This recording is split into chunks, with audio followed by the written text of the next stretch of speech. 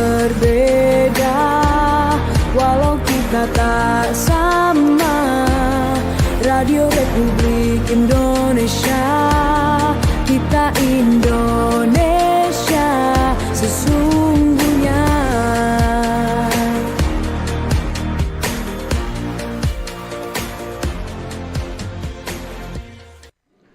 Oke, baik, kembali selamat sore dan terima kasih untuk Anda yang masih setia bersama kami di Pro 1 RRI Manado dengan lain informasi dan inspirasi. Sangat bahagia sekali kita bisa lanjutkan untuk Manado sore ini. Seperti yang sudah saya informasikan sebelumnya, sore ini ya kita akan berbicara seputar digital creative planner ya. Itu menjadi topik kita dalam Mozaik Indonesia untuk sore ini. Dan iya, pendengar, nanti kita akan berikan kesempatan seperti biasa baik di line telepon ya, di SMS ataupun WhatsApp 082195835080. Ya, untuk Anda pendengar dan pemirsa bisa menyaksikan langsung ya untuk program kita di sore ini Mozaik Indonesia melalui streaming YouTube ya, live streaming YouTube RRI Manado. Oke, sudah hadir di studio kami sore ini narasumber-narasumber yang luar biasa ya. Ini ada dari Kepala Biro Pers Okmin TV Sulawesi Utara dan Poros Timur Sulawesi Utara. Ada Bung Jufri Denny Hapak SP. Ya, selamat sore. Selamat sore, Pak. Bung Jufri. Selamat sore, Pak. Iya, saya panggil Bung Jufri ya. Siap, Oke. siap. Kemudian ini ditemani seorang konten kreator juga. Ya, ada Bung Markus Mamangkei STMkom GR gitu ya, Bung Siap. Markus. Oke. Bagaimana kabar untuk hari ini untuk narasumber kita berdua ini? Amin, Hari sehat-sehat ini? selalu. Sehat Luar selalu. biasa, luar biasa ya. Iya. Walaupun cuaca memang kadang panas, kadang hujan, nggak Iya, menentu ya.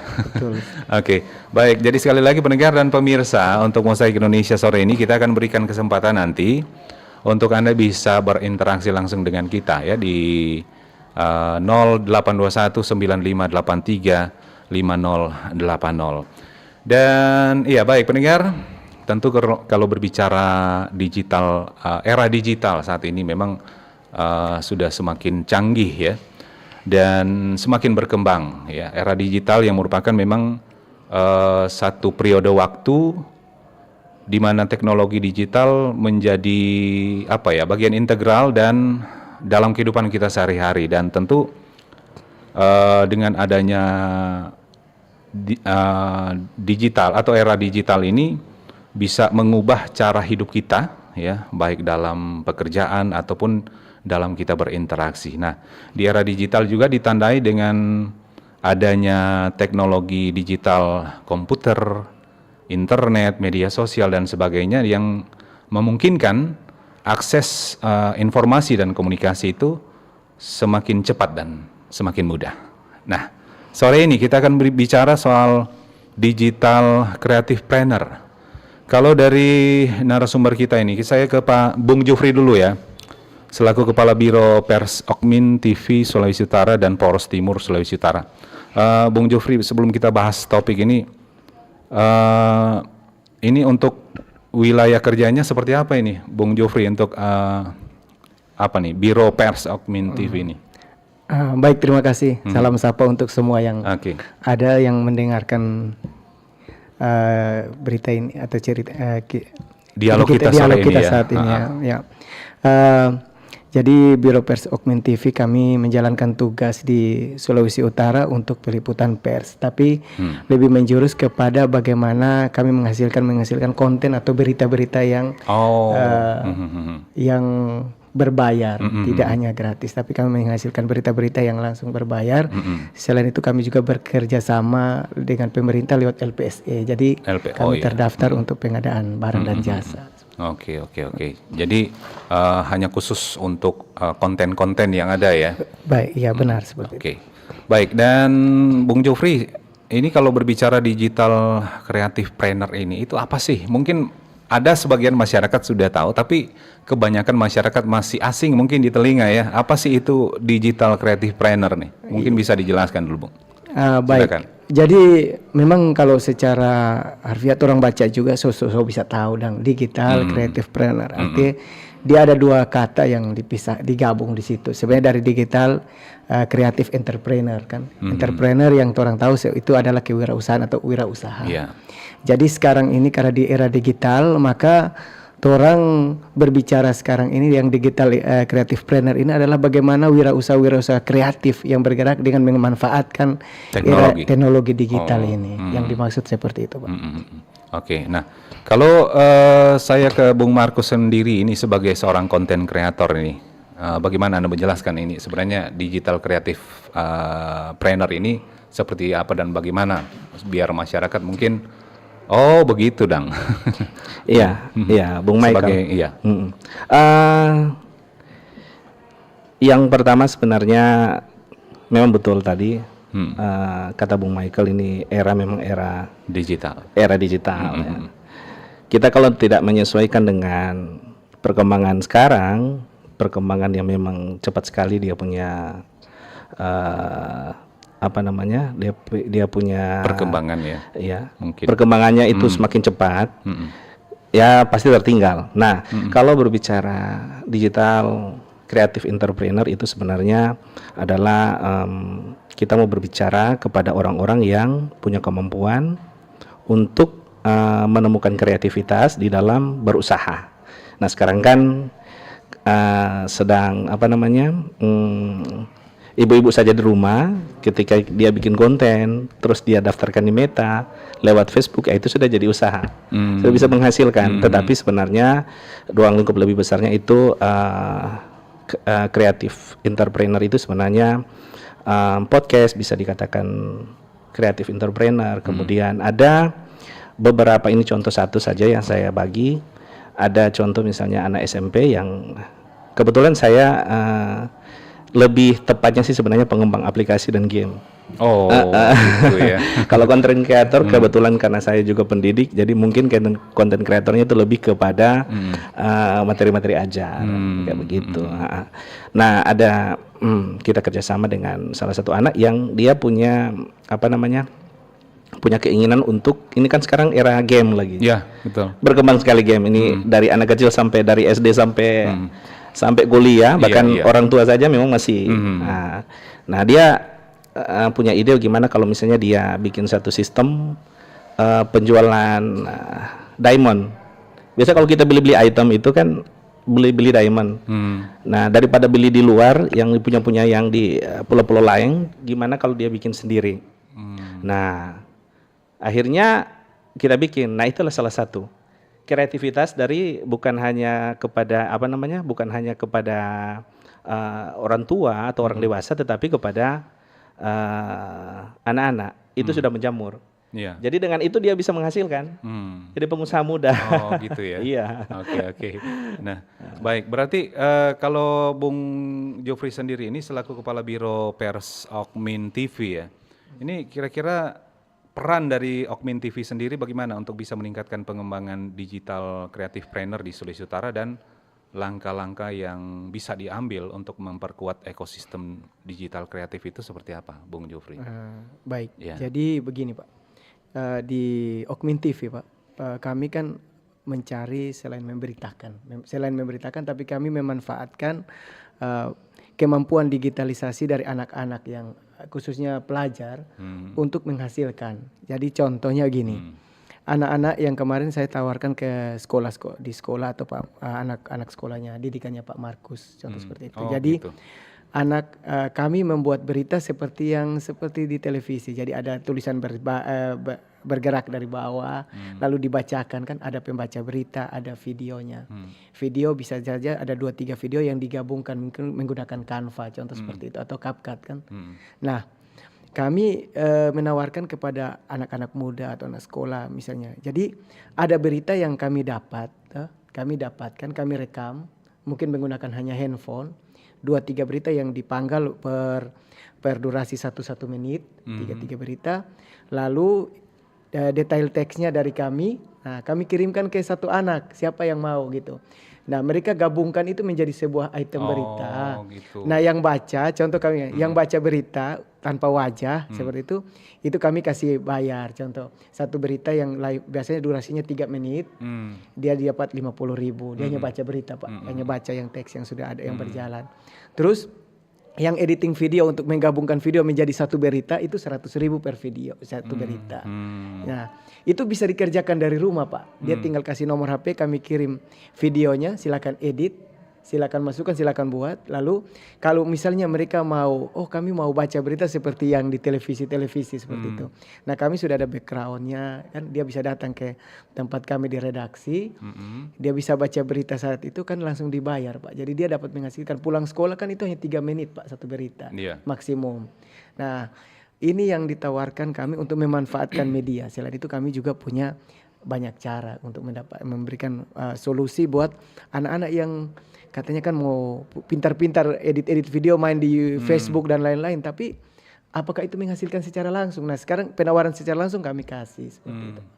Kamu gabung video ini, video ini, bikin ini teksnya baca di sini, hasil selesai kirim langsung terima. Mau per minggu atau hari itu juga bayar, kami bayar. Intinya kami bantu mereka minimal ada uang terus atau penghasilan hanya berapa menit bersama-sama dengan kami. Begitu Pak. Berarti ini semacam sosialisasi langsung ke sekolah ya? Gitu. Ya ke sekolah-sekolah melalui pemuda. Kalau di kami ada pemuda remaja di jemaat kan, pemuda remaja di jemaat. Nah, kami ajak mereka, untuk mari bikin video yang kami kirim dari wartawan yang dikumpulkan, dibuat dalam satu berita. Tips-tips untuk mengedit video atau berita begitu ya? Seperti itu tips. Nah kalau tadi Bung Jeffrey mengatakan sudah coba di sekolahnya Bung baru menawarkan. Baru menawarkan. Sekolah. Nah itu bagaimana untuk menyesuaikan dengan waktu mata pelajaran agar tidak terganggu ketika memberikan semacam pemahaman atau bagaimana tipsnya, itu bagaimana caranya? Kemarin saya pendekatan lewat Pak Markus. Saya kasih contohkan berita yang sudah jadi. Saya minta ada siswa siapa yang berminat. Nah saya contoh kirim 2 berita atau 3 berita, 3 penggal berita dari video kegiatan yang sama. Teksnya saya kasih, coba gabungkan ini menjadi sebuah berita dan baca teksnya, lalu kirim lagi ke saya, kan nggak harus bertemu dengan saya. Gitu. Saya sudah bisa lihat, hasilnya seperti itu. Oke. Nah, Bung Markus, ini berarti misalnya semacam apa yang disampaikan oleh Bung Jofri ini berarti apakah sesuatu yang ingin dicoba itu masuk dalam mata pelajaran atau hanya dikasih tugas ekstrakurikuler atau seperti apa bagi siswa? Iya, sempat kemarin berkomunikasi. Ada teman yang memperkenalkan dengan Bung Jofri, ditawarkanlah untuk kalau bisa berdayakan siswa yang pintar-pintar bikin video. Nah, terus saya tanya-tanya tentang berita ini. Sebenarnya ada, kalau mata pelajaran untuk editing video itu ada. Tergantung kan dia jurusan apa. Nah kebetulan saya ada di jurusan pengembangan perangkat lunak dan game. Itu juga ada. Nah tapi kan ini memang praktek langsung. Praktek langsung. Walaupun memang di luar dari di luar dari mungkin materi-materi yang sudah disusun sebelumnya. Tetapi ketika saya tawarkan kepada anak-anak itu banyak sekali yang mau. Dan ternyata hampir rata-rata siswa itu tahu dalam editing video. Rata-rata siswa tahu. Pas setelah berkomunikasi, pas ditanya ada dapat uang. Oh iya dapat uang. Banyak yang menawarkan diri. Nah, ada beberapa kontak yang saya kasih ke Pak Jofri untuk bisa saling berkomunikasi langsung. Jadi saya enggak ikut andil di situ. Dia biar mereka berkreasi. Pak Jofri dan anak-anak ini yang berkreasi langsung. Jadi ini Bung Jofri, jadi ini khusus untuk generasi muda ya? Iya. Generasi milenial saat ini ya? Memang khusus generasi milenial untuk memanfaatkan waktu luang mereka. Gitu. Apakah dari Okmin TV sendiri tidak semacam membuka pelatihan begitu? Memang ini rencana kami ada di bulan Oktober. Kebetulan saya juga buka adalah kelas maksudnya saya begitu. juga kebetulan ketua Taman Baca Masyarakat Sito Timoto Girian di Bitung. Jadi gitu ya. kami memang lebih bergerak ke digitalisasi. Jadi digitalisasi. Jadi ada program kami yang sementara akan diusulkan dengan Balai Bahasa juga. Kami rencana akan dijalankan pada bulan Oktober. Itu tentang digital creative planner untuk para anak muda atau orang-orang yang ingin membangun UMKM gitu, tapi lewat memanfaatkan jasa digital. Bukan hanya tergantung dengan ini hanya salah satu bentuk kegiatan creative planner yang orang bangun, tapi masih banyak juga yang lain. Contoh ini saya tadi yang secara pribadi contoh Pak. Kita di sini di Manado ini tempat percetakan itu banyak Pak. Iya, Hampir di seluruh kabupaten itu sudah ada tempat cetak baliho banner Pak. 3 bulan lalu saya membuat flyer, saya bagikan di Facebook dalam bentuk berbayar. Jadi saya edit online Pak, edit baliho banner online Pak. Jasa terima baliho di tempat. Jadi saya cukup kerjasama dengan setiap, contohnya di sini kan dengan Gorilla yang terkenal kan. Ya, di situ per meter kan 30.000 Pak. Jasa desainnya 25.000 kan. 25.000 per jasa desain. Saya memanfaatkan seluruh jaringan itu percetakan, Pak. Saya flyer di Facebook, terima di tempat. Nah, orang kirim, tolong bikin baliho duka contoh Pak. 2x1, so tahu kan 2x1 2, 2x30 60 toh. Tambah dengan ongkos desain 25. Ongkos desain kan ke kami Pak. Nah, ke kami. Nah lalu saya tinggal kirim hasil editing saya dalam bentuk PNG kan, file PNG saya kirimkan ke percetakan cetak, selesai saya in-drive ke titiknya dia. Nah gitu ya. Awal mula memang agak sepi tapi lumayan Pak sekarang.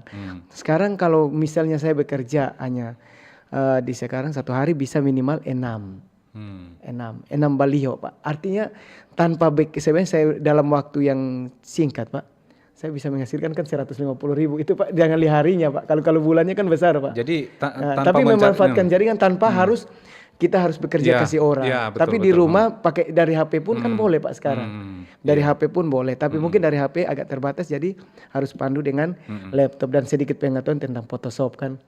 Nah, ini salah satu trik. Jadi jangan menunggu untuk kerja bagaimana lamar kayak ini gitu Pak. Bikin flyer toh.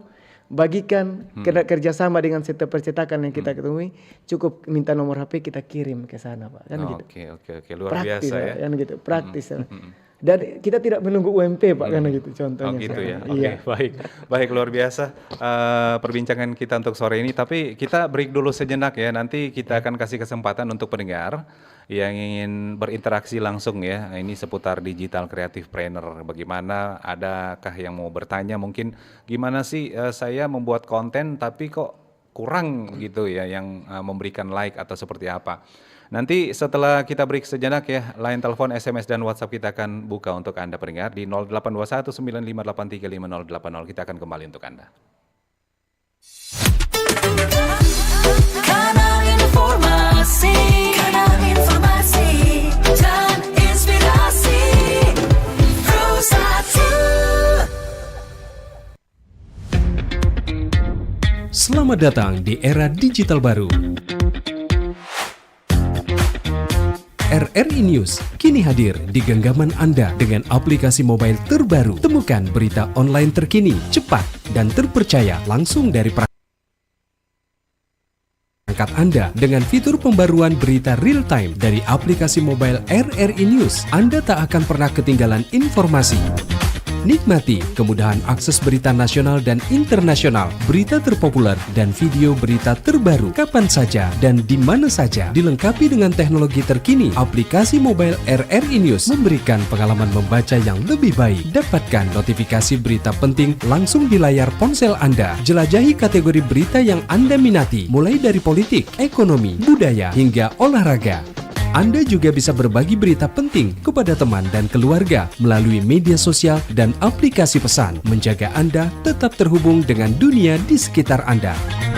Memiliki jaringan lebih dari 80 microsite tersebar dari Sabang sampai Merauke, serta memiliki tren pembaca yang semakin meningkat, RRI News menghadirkan liputan berita terlengkap dan terkini dari seluruh Indonesia. Unduh Unduh sekarang di Google Play dan App Store aplikasi mobile RRI News, membawa dunia ke dalam genggaman Anda. Aplikasi mobile RRI News, berita terkini dan terpercaya dalam genggaman Anda.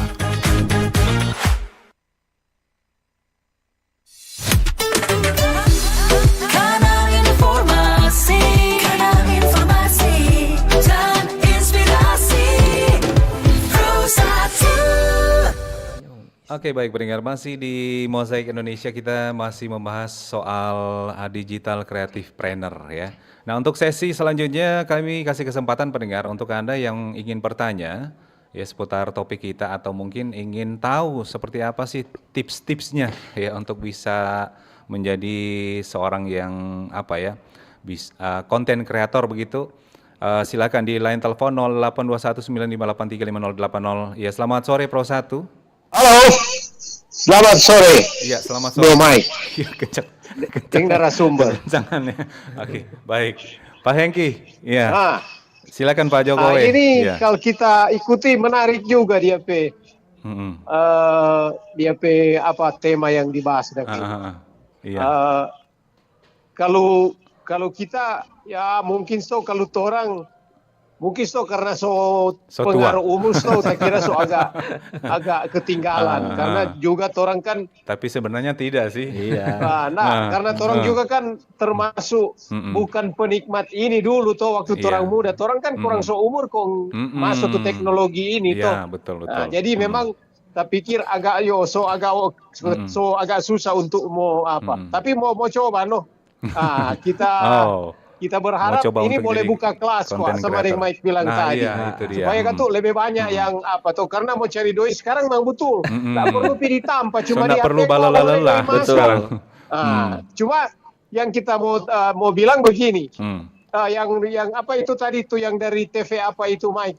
Okmin TV, Okmin kita TV. ngomong penilaian begini itu konten-konten yang sekarang aduh kalau kita nilai itu kok bagaimana kalau tapi ukuran terlalu banyak komedi kalau kita lihat tuh konten-konten tuh yang pelaku-pelaku konten dan sekarang kalau kita amati itu terlalu banyak komedi. Jadi edukasinya kurang. Edukasinya Kalau mungkin menurut kurang kita. mendidik mungkin ya. Iyo, dia aduh cuma banyak yang tertawa kalau kita lihat dah. Tapi itu kan tuh dia hak, dia pilihan tuh. Iya, Dia pilihan. Biar bagaimana kalau dia banyak dia like berarti lebih banyak dia pedo itu kan begitu tuh. Oke. Kok kalau barengi dengan sekarang kan AI itu. AI, So ya. AI itu sekarang. Memang kalau kita lihat juga Iya, Pak Hengki. sampai mau apa pertanian kurang pakai drone. Itu kan teknologi itu. Jadi memang ada tuh pakar teknologi bilang gini, orang kalau ini mau berubah pasti tertinggal. Ya, betul. Itu kalau tidak mau perubahan pasti tertinggal. Saya kira itu bagus sekali itu dia slogan itu. Karena kondisi sekarang memang orang mesti menyesuaikan, mesti berubah tuh karena berubah ya tertinggal. Jadi saya kira ini sangat baik sekali. Kita senang sekali dengar ini tema ini. Apa dia juga? Digital Creative Planner. Creative Planner. Creative Planner. Gitu. Digital Creative Planner. Bagus sekali Oke, ini. Nanti baik. akan mau coba-coba cuma kalau kita coba-coba Mike ada baru masuk kalah tuh orang loh. Oke, baik Pak Jokowi. Itu saja. Oke. Ya, saya kira maju terus ini digital kreator, konten kreator supaya memang rupa bilang tadi mau. Iya. Dan itu kan tuh mesti punya relasi. Itu juga begitu kan DP. Pokok itu juga mesti punya relasi. Iya. Baik.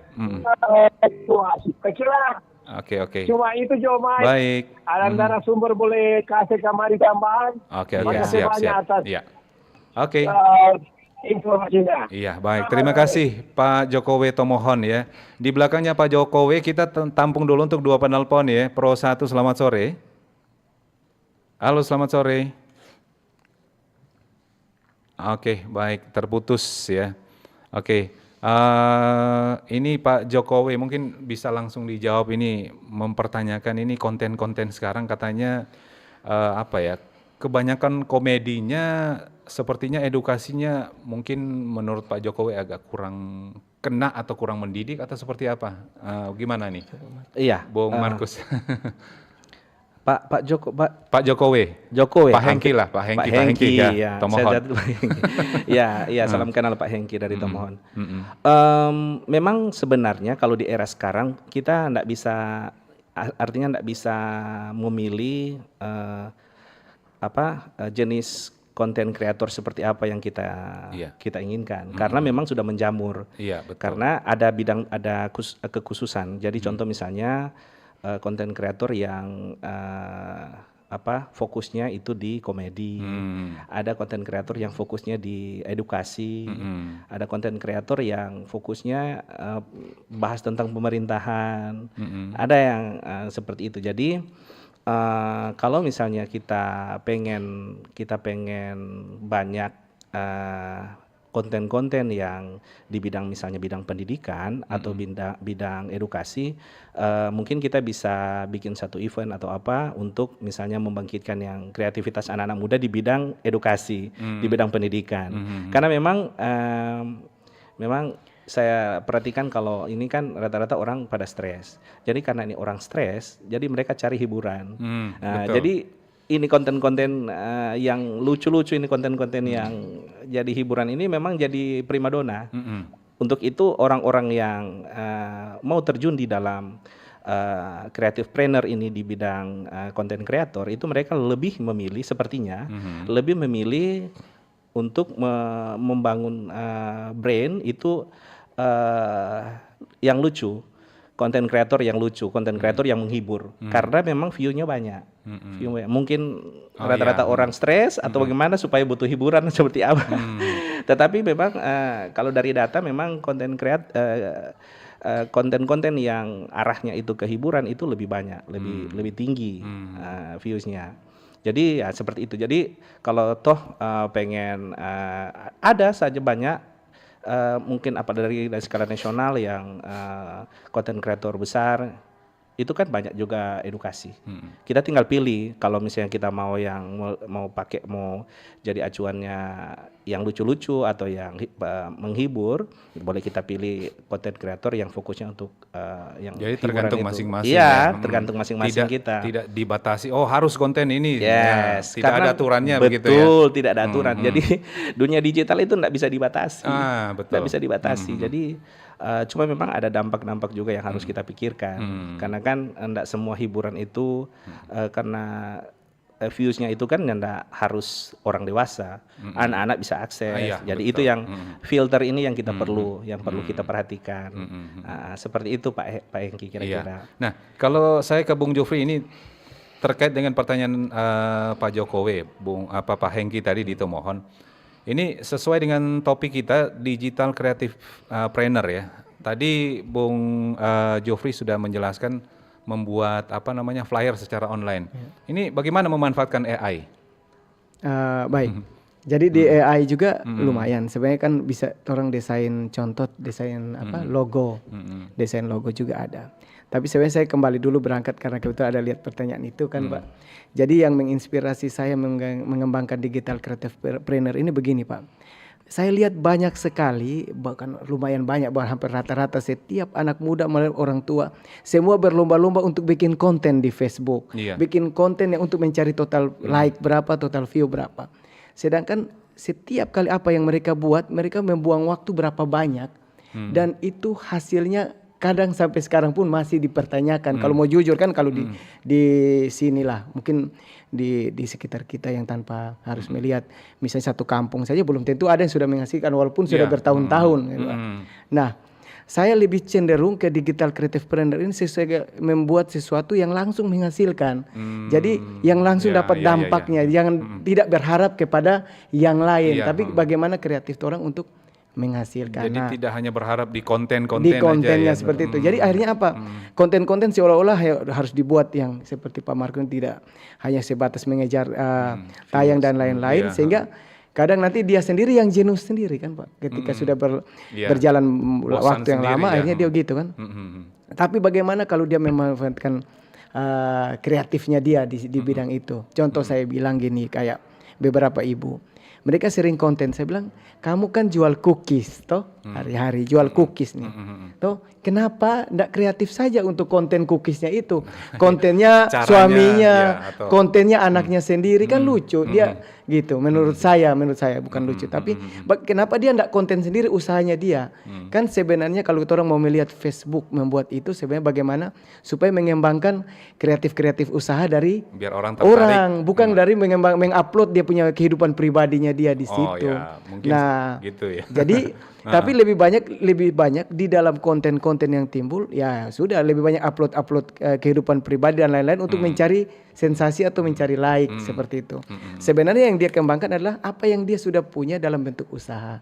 Dia kembangkan itu dalam bentuk yang lebih canggih dan memanfaatkan AI contoh yang tadi Pak bilang. Dia menggunakan Canva lah, menggunakan CapCut lah, lalu dia menggunakan flyer-flyer yang lain-lain, durasi waktu, musik, perpaduan lain-lain. Untuk apa yang dia punya usaha. Kalau dia tidak memiliki usaha, maka mungkin saja dia memanfaatkan punyanya tetangga seperti itu kan, punya usaha. Dialah yang berkonten, lalu dia memakai nomor HP-nya dia, kan dia menguntungkan di situ. Tapi lebih banyak kan tidak ada yang mau seperti itu, maunya hanya aduh kalau bagaimana saya upload saya kehidupan yang aneh-aneh. Mungkin banyak orang lihat saya akan berapa duit, berapa banyak yang sudah dapat duit dari situ. Pertanyaannya balik begitu. Oke, baik. Nah, saya kembali lagi ke Pak Bung Markus ya. Bung, ini seperti yang disampaikan oleh Bung Jofri kan, daripada mungkin capek membuat video yang seperti ini seperti itu, tetapi lama menghasilkan ya. Lebih baik membuat video yang langsung menghasilkan begitu ya. Nah, kalau sebagai seorang konten kreator ini bagusnya seperti apa sih untuk sebuah konten itu agar mendapatkan banyak view gitu? Karena seperti yang sering saya lihat juga di media sosial seperti TikTok misalnya. Itu sudah membelakangi video hanya goyang-goyang begitu tapi kok view-nya banyak sekali. Padahal kalau mau dilihat cuman segitu kok banyak ya. Iya. Gimana? Nah, itu tadi yang saya katakan. Itu tergantung dari kreativitas dan fokusnya kemana. Jadi kalau misalnya seorang konten kreator, walaupun saya tidak bisa juga dikatakan murni konten kreator, tapi saya belajar banyak tentang konten kreator dan pengembangan sistem atau pengembangan aplikasi yang tentunya ada berhubungan dengan sistem digital ini. Saya perhatikan itu lebih kepada mereka mempelajari animo masyarakat. Jadi kalau misalnya animo masyarakat itu dia pengen misalnya modelnya hiburan, model kayak misalnya yang kayak joget-joget begitu, itu mereka arahnya ke situ. Tapi kalau misalnya animo masyarakat lebih kepada isu-isu, misalnya isu-isu nasional, isu-isu apa, itu para konten kreator itu membuat konten itu lebih kepada isu-isu yang lagi sedang berkembang. Jadi sebenarnya fleksibel sekali. Nggak bisa, kalau misalnya kita fokus hanya satu saja, contoh misalnya kita buat dalam bentuk misalnya edukasi atau pendidikan. Kalau kita fokus itu bisa mati. Kenapa? Karena kita nggak berkreasi di situ. Nah, berhubungan dengan topik kita hari ini yaitu creative entrepreneur, dia harus kreatif sedemikian rupa dengan melihat pasar, melihat animo masyarakat, melihat pasar. Ini orang-orang seperti apa yang suka, yang dibutuhkan, orang-orang seperti misalnya anak-anak atau orang dewasa. Nah, saya kasih satu contoh misalnya yang tadi saya cerita. Sekarang kan game ya. Game itu kan tidak dibatasi dari anak kecil sampai kepada orang dewasa suka-suka main game. Nah, untuk mau sampai jadi seorang entrepreneur yang kreatif, ini sederhana saja sebenarnya contoh. Misalnya dia bikin satu sistem, satu aplikasi jual beli diamond misalnya. Diamond itu untuk misalnya pembelian item-item di dalam game. Ya kan? Dia hanya bikin satu kali saja dia bikin, kemudian dia integrasikan dengan sistem pembayaran online. Dia biarkan saja seperti itu, yang penting stok diamondnya itu ada di dalam. Itu menghasilkan Itu bisa jadi ratusan juta dia. Tapi punya gimana cara untuk bisa Nah, menghasilkan itu dia diamondnya? punya ilmu sendiri juga, punya ilmu khusus. Itu ilmu khusus yang harus perlu dipelajari. Tapi toh misalnya, ini contoh misalnya ada orang yang pengen ya sudah kalau begitu supaya tidak terlalu lelah kerja, misalnya kerja kantoran atau kerja apa, contoh ini misalnya kita pengen menjadi yang kreatif entrepreneur kayak begitu, yang punya sistem, punya website yang bisa menghasilkan. Boleh-boleh saja. Misalnya tinggal hubungi orang-orang yang bisa bikin website atau bikin aplikasi, kemudian dia integrasikan, dia kan ada cara-caranya. Untuk sekarang kan cara-caranya itu ada di YouTube, ada tutorial, ada di misalnya boleh kita tanyakan di AI. Gimana caranya kita membangun bisnis, misalnya penjualan diamond dengan website, Enterpong, semua ini buat dulu aplikasi seperti ini. Jadi misalnya contoh bayar aplikasi, anggaplah bayar aplikasi 3 jutaan, 4 jutaan. Setelah itu bikin stok diamond dan integrasikan dia punya pembayaran, kasih dia punya nomor rekening contoh di dalam.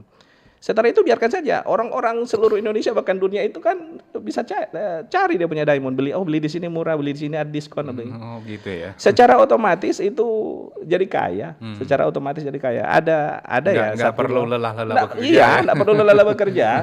Kita buat buat sistem atau itu aset yang walaupun kita tidur menghasilkan. Oh, iya. Nah itu lebih sadis. Jadi kan maksudnya ini kalau untuk kita berbicara digital creative entrepreneur itu ada skala. Ada skala yang besar, ada skala sedang, dan ada skala yang kecil. Nah kalau skala yang besar itu kayak podcast yang sudah besar, yang podcast nasional, yang kayak begitu. Nah kalau yang skala-skala sedang yang tadi saya ceritakan. Kalau mungkin skala yang kecil, nah yang kayak sampai Bro Jufri tadi bilang. Jadi ada peluang-peluang di mana kita bisa edit. Kan edit nggak susah, tinggal taruh di Canva selesai, bikin JPEG, bikin PNG, kirim. Jadi kita mau fokus mau kemana? Apakah kita mau langsung di skala besar, atau kita kecil dulu baru masuk di menengah, atau langsung di menengah? Perlahan-lahan. Kalau misalnya kita langsung sudah, kalau kita begitu kita fokus yang di bagian menengah. Kalau bagian menengah apa? Contoh satu lagi saya share. Misalnya saya di bidang pengembangan game. Nah kalau pengembangan game itu kan ada namanya aset. Aset itu contoh misalnya ada punya karakter-karakter, karakter-karakter misalnya hero, karakter, kemudian ada pohon-pohon, ada rumah, itu kita namakan aset. Nah itu kalau di sekolah itu kan anak-anak bisa desain. Setelah desain banyak pohon, banyak rumah, banyak karakter, banyak misalnya musuh, banyak dia punya superhero. Dan mungkin apa begitu, item-item pokoknya karakter yang banyak, aset-aset yang banyak, kita taruh di dalam satu sistem website. Itu kita taruh harga juga, jual. Secara nasional itu bisa. Dan secara otomatis setiap hari kan orang butuh. Iya, betul. pasti industri-industri besar apalagi ada yang bisa kerjasama. Dan itu luar biasa, itu memasuki skala dari menengah masuk besar. Dan itu sebenarnya sederhana sekali, gampang. Yang penting kalau kita fokus, kita mau ya seperti itu. Iya, baik. Begitu, Pak. Kita ke pertanyaan dulu untuk selanjutnya. Kalau masih ada line telepon ya, kita masih kasih kesempatan. Di WhatsApp dulu ini, izin Pak narasumber, platform digital apa yang paling efektif ya untuk mendukung kreatifpreneur ini? Terima kasih, dari Ibu Alia di Kompos. Ini mungkin bisa dijawab dulu ini, Bung Jofri. Nah, kalau pengalaman saya dari platform digital yang paling efektif itu saya lebih bagus menggunakan Canva sama CapCut. Dua itu sudah lumayan sih sebenarnya. Namun dengan terbukanya dengan ChatGPT yang ada, yang ini yang kita omong yang gratis dulu Pak. Kalau sebenarnya kalau di Canva, contoh kita mau pakai dengan Canva kan, dengan berbayar. Kan ada juga yang berbayar. Berbayar kan 14.000 per hari kan contoh. Kalau per hari saja, ketika dia mendapat jatah, membuat contoh 4 baliho, 5 baliho, dia berbayar lah yang 14.000 Pak. Karena kalau 4 kan sudah 100 Pak, dia dapat Pak. Betul. Itu kan kerjanya tidak lebih dari 30 menit Pak itu. Tidak lebih dari 30 menit. Nah itu sudah bisa, sebenarnya dari 2 itu sudah bagus sebenarnya. Dia harus menggunakan lagi yang lebih canggih. Memang ada banyak aplikasi yang sekarang ditawarkan, ada AI juga menawarkan banyak. Saya contoh di TB MST3 saja, taman baca saya yang saya juga kembangkan. Seperti tadi Pak bilang bikin game kan. Kalau saya bikin buku cerita anak-anak. Jadi yang kalau kita orang buka biasa buku cerita tentang kelinci dan harimau gitu. Kalau kita bikin contoh ungkek dan polo, contoh kita bikin begitu. Lalu saya pakai AI-nya gitu. Jadi saya bikin bergambar, saya beli kayak Pak bilang kan, saya beli dari Canva, karakter orangnya. Karakternya, Nah, saya beli aset-aset karakternya sebagai aset itu saya ambil karakternya dia dan saya buat cerita yang cerita bergambar. Nah, yang contoh ada per halaman hanya 8. Kalau yang gratis 8 sampai 10 halaman. Kalau berbayar lebih. Nah, saya bikin itu. Lalu saya tampilkan di TBM-nya di Facebook-nya kami. Dan itu ketika mungkin kita sudah tampilkan contoh 20-30 cerita, lalu kita bisa bukukan, Pak. Bukukan. Lalu setelah bukukan, kita daftar ISBN di data Perpusnas, di Perpusnas di aplikasi harus Perpusnas didaftarkan RI. dulu ya. Untuk kita dapat ISBN-nya, Pak. Iya, Nomor induk bukunya. Nomor induk buku ya. Lalu dari ISBN itu kita bisa menjadi e-book dulu, Pak. Sementara kan kita belum ada duit untuk mencetak kan. Mencetak kan biayanya lumayan. Kita e-book dulu, Pak. Jual e-book dulu, Pak. Nanti kalau dilirik sama percetakan, cerita-ceritanya bagus. Angkat tentang komunitas daerah, tentang karakteristik daerah, spesifik daerah, cerita-ceritanya. Lalu dilihat oleh percetakan, di e-book kan setiap tahun itu, kemarin kami ikut Zoom meeting antar dengan percetakan seluruh Indonesia kan ada, dengan termasuk platform-platform yang menyediakan jasa percetakan seperti itu, e-book dan lain-lain. Nah, sudah mereka itu sering setiap tahun atau setiap bulan ada yang review e-book yang akan mereka cetak, termasuk dengan Gramedia gitu. Saya ikuti. Nah, kita cukup tampilkan dulu e-book. Nah, misalnya kita sudah dapat ISBN lalu e-booknya muncul. Nah, di situ mereka beli, Pak. Mereka, kami mau naik cetak yang ini karena ternyata dari e-book ini total view-nya tinggi. Nah, atau pembacanya banyak. Dari situ kita jual percetakan. Di situ kita sudah punya modal untuk mencetak buku. Jadi kami sekarang juga di Taman Baca kami rilis. Nah, rilis untuk percetakan mencetak buku ini sendiri, Pak. Kami memanfaatkan juga anak-anak sekolah. Jadi anak-anak sekolah di Taman Baca di tempat kami juga anak-anak sekolah diajarkan bagaimana membuat cerita. Coba masuk ChatGPT, coba buat cerita. Pikirkan judul apa? Pikirkan judul apa? Mereka langsung pikir. diterjemahkan ya. Tapi bercerita. Saya adalah seekor kancil, contoh gitu. Saya ingin ini, saya mengalami masalah.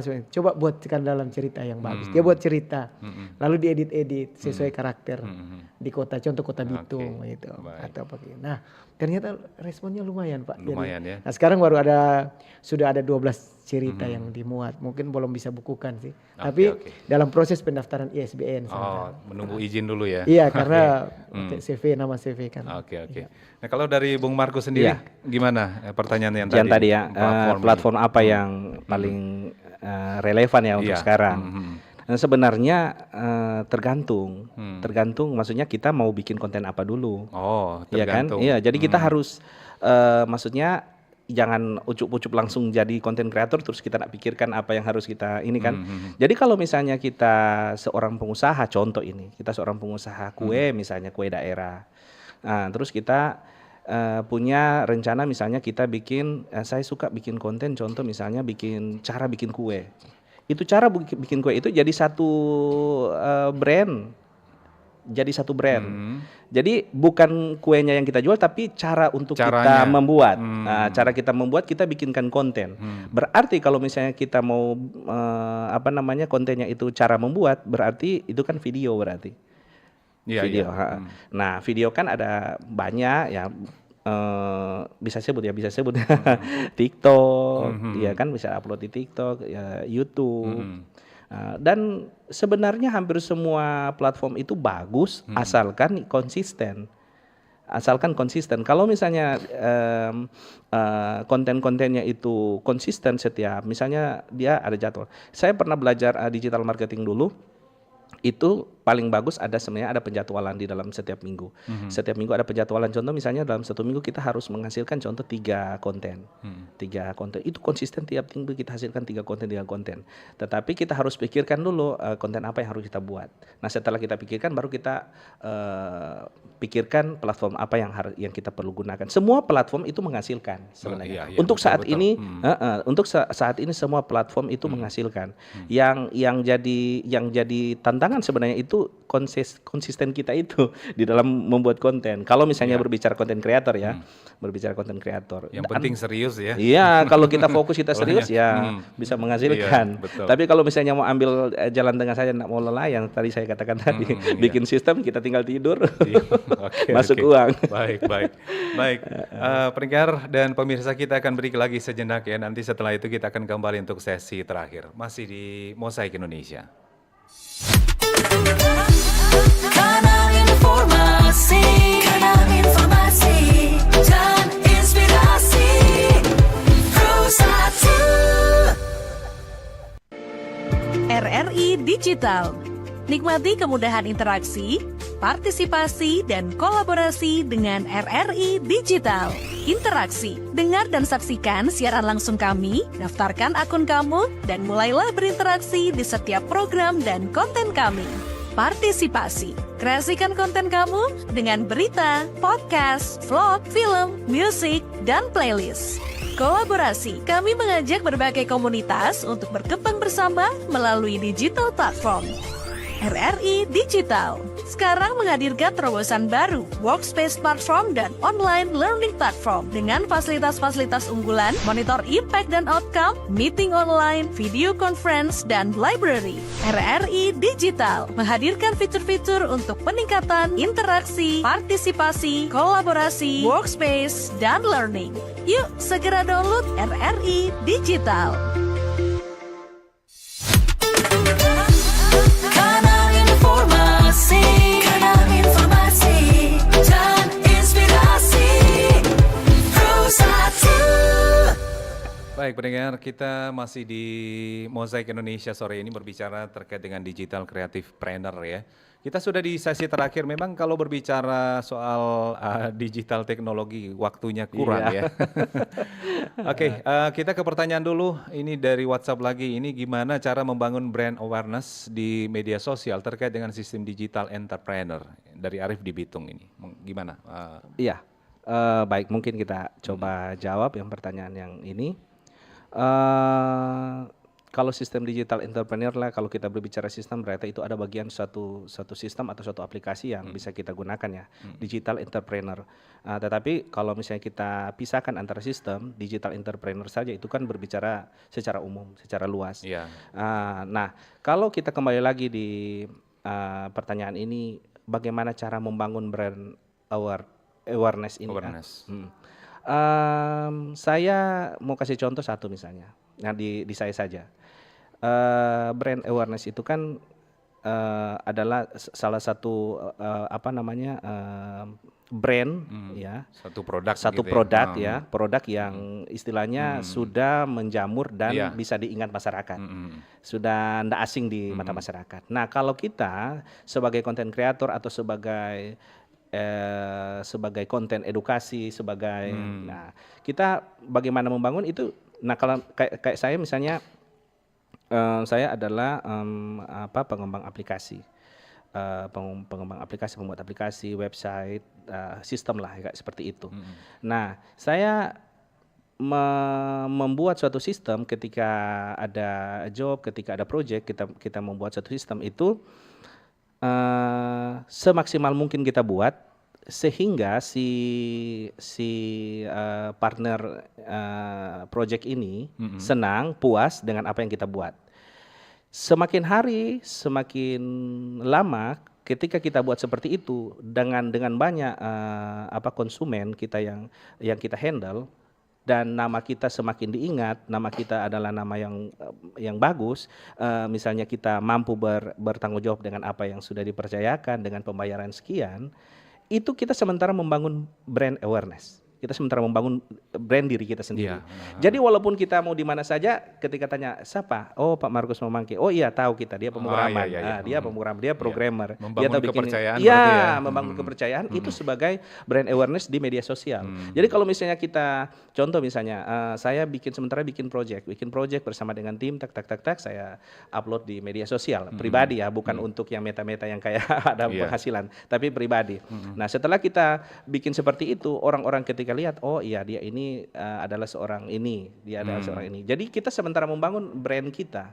Jadi penting untuk kita memang untuk membangun brand awareness ketika kita akan terjun ke dunia digital. Karena apa? Karena itu kepercayaan publik, kepercayaan masyarakat kepada kita itu penting sekali ketika ada sesuatu hal yang besar yang akan dipercayakan atau bikin menarik orang. Jadi contoh misalnya, oh kita tertarik melihat DP konten karena dia bisa dipercaya. Contoh seperti itu. Jadi membangun brand awareness itu dari diri kita sendiri. Sebenarnya kita harus konsisten dan bisa dipercaya. Kita harus konsisten dan bisa dipercaya supaya nama kita atau misalnya kemampuan atau keahlian kita itu bisa dikenal, diakui, dikenal dan bisa dipercaya dan banyak proyek. Seperti betul. Banyak proyek masuk. Intinya konsisten. Konsisten dan banyak. Intinya bisa dipercaya. Jadi ada kan orang ketika sudah terima uang misalnya setelah assignment kesepakatan bikin proyek ini setelah terima uang lari misalnya atau tidak buat selesai tidak bertanggung jawab. Nah rusak kan dia brand awareness. Tapi kalau misalnya kita misalnya membangun bisa dipercaya orang dengan keahlian yang kita miliki dan orang-orang yang di luar sana bisa bercerita kepada teman-teman yang lain bahwa kalau berbicara dia ini iya sih bisa dipercaya ini bisa. Jadi sebenarnya untuk mempertahankan brand itu kita dari diri kita sendiri. Iya, betul. Nah, bisa dipercaya atau enggak? Iya. Kalau bisa dipercaya, otomatis brand awareness otomatis akan bertahan. Pasti dicari. Pasti dicari. Nah, seperti itu, Pak. Baik, Bung Markus. Dan memang sayang sekali ya waktu kita sangat terbatas ya karena memang di di pukul 17 kita akan jelang lagi program kita selanjutnya. Mungkin ini sebagai yang paling terakhir. Ini yang paling penting nih ya dengan maraknya konten-konten porno begitu ataupun informasi-informasi hoax. Saya ke Bung Jufri dulu ini bagaimana mengedukasi masyarakat agar bisa terhindar dengan hal tersebut nih sebagai seorang kepala biro pers Okmin TV. Baik, begini Pak, sekarang memang kita lihat marak sekali kalau kita pakai handphone atau untuk lihat di TikTok, YouTube atau Facebook yang lolos. Walaupun ada pembatasan-pembatasan di Facebook contohnya untuk tidak memberikan kesempatan untuk hal-hal pornografi. Tapi buktinya ada yang lolos juga, Pak. Gitu. Betul. Nah, bagaimana orang mau atur ini supaya orang-orang ini jangan masuk ke situ atau minimal menghindari hal-hal semacam itu. Kunci yang paling pertama adalah kalau untuk anak-anak, orang sebagai orang tua, orang memberikan privatisasi terhadap akun. Ya, jadi akun-akun tertentu, hal-hal tertentu bisa diblok langsung. Setiap hari ada waktu untuk diblok, diperiksa untuk diblok. Perhatian orang tua harus ada. Jadi perhatian orang tua bukan hanya sekadar, kalau dulu hanya sebatas untuk menatap, melihat dan lalu sekarang kalau sudah dengan dunia digital, sesekali kalau malam mungkin orang tua bisa ambil HP-nya, buka HP-nya. Ada waktu-waktu tertentu. Lihat di penelusurannya aktivitasnya. Dia buka di mana-mana, bisa dilihat, bisa diblok atau dihapus. Seperti itu. Contoh spesifik. Baik. Dari Bung Markus sendiri sebagai seorang konten kreator ataupun pengembang aplikasi ini bagaimana nih untuk mengedukasi masyarakat? Sebenarnya kalau untuk mengedukasi kan kita misalnya sebagai orang tua itu tidak bisa 24 jam memantau memantau anak-anak kan tidak bisa. Jadi mungkin ada beberapa teknologi atau beberapa platform yang mungkin bisa digunakan ya. Salah satunya misalnya yang saya sebut saja misalnya Google Family. Tapi dengan catatan yang si satu keluarga itu kan bisa menggunakan Android. Ya kalau ada juga kan orang tua yang kurang paham ya. Ini saya kasih edukasi supaya rahasia lah. Jadi ada Google Family itu bisa diinstal dan nanti mungkin orang tua bisa memantau apa yang anak-anak ini buka. Jadi walaupun mereka misalnya, kita mau keluar atau Pak kita mau keluar kemana, mantau semua begini atau dengan teman jalan kemana. Jadi sementara mungkin dengan teman-teman ada yang aneh-aneh mereka langsung bisa terpantau. Jadi kita bisa blok begitu. Kita bisa blok langsung ini apa-apa yang mereka lakukan. Jadi sebenarnya kalau begitu juga memang agak ribet juga sebenarnya mungkin kesadaran dari diri sendiri dan mungkin sebagai orang tua mungkin perbanyak edukasi kepada anak-anak, edukasi kepada anak-anak di mana hal-hal yang maksudnya hal-hal yang positif yang mana, hal-hal yang negatif yang tidak boleh seperti apa. Tapi toh ketika sudah diberikan edukasi tapi anak-anak mungkin karena pengaruh dengan teman-teman yang lain, yaitu ada alternatif, ada sistem, ada aplikasi-aplikasi atau ada sistem lain yang bisa kita gunakan untuk memantau mereka. Jadi kita artinya shutdown secara paksa begitu. Kita stop secara paksa ini apa yang mereka lakukan ya seperti itu. Tapi untuk yang terakhir sebenarnya dari pihak pemerintah untuk dari ISP sendiri, dari Internet Service Provider sendiri itu sebenarnya sudah memblok situs-situs yang banyak yang sudah diblok, sudah arahnya ke situ. Tetapi anak-anak kan sekarang udah pintar, pakai VPS lah, pakai apalah. Nah, oleh sebab itu kalau misalnya orang tua ini ya kita ada aplikasi-aplikasi khusus yang bisa kita gunakan untuk memantau perkembangan anak-anak dengan penggunaan handphone, media sosial seperti itu. Baik, dan ini sudah sekalian dengan closing statement ya untuk dialog kita karena waktunya memang sudah semakin mepet nih untuk kita ke program selanjutnya.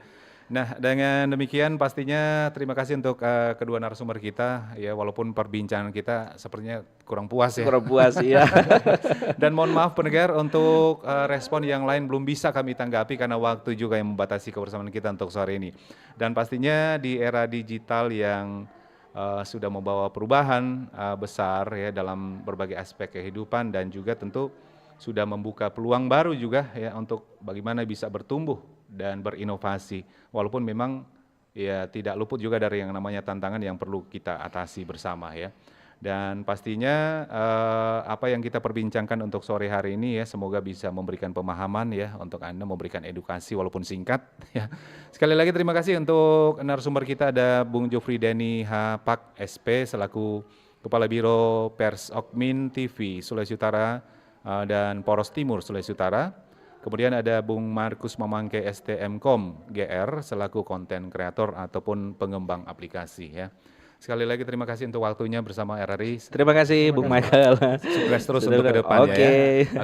Dan dengan demikian berakhir sudah untuk Mosaik Indonesia di sore hari ini. Kami yang bertugas ya mengucapkan terima kasih, selamat sore dan sampai jumpa.